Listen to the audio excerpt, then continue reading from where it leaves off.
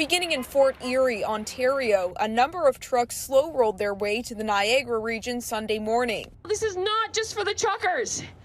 This is the backbone. They are the backbone of Canada and the Canadian and American good. Freedom! Freedom! Protests like these come as convoys across the country are heading to Ottawa to oppose a vaccine mandate, which requires truckers traveling back and forth across the U.S. border to be immunized against COVID-19. Sylvain Charlebois says the mandate is coming at the wrong time. He fears it will drive up the price of consumer goods. I think we're at a point now in the pandemic that we need to strike a more functional balance between saving lives and keeping Canadians fed.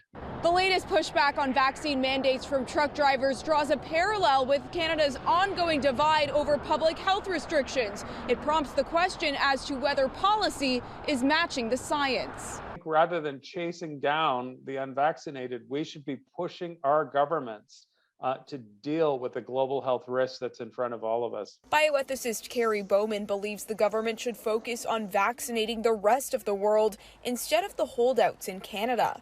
Others, such as Dr. Isaac Bogoch, say policymakers shouldn't keep measures in place longer than necessary. Whenever a policy is being implemented, I think we have to ask ourselves, what's the goal here? Like, what are you actually trying to do? Both agree there should be flexibility in how pandemic policy is shaped in the future. That's probably one of the most important aspects to question when you're making policy. And sadly, I think sometimes that gets lost. Brittany Rosen, Global News, Toronto.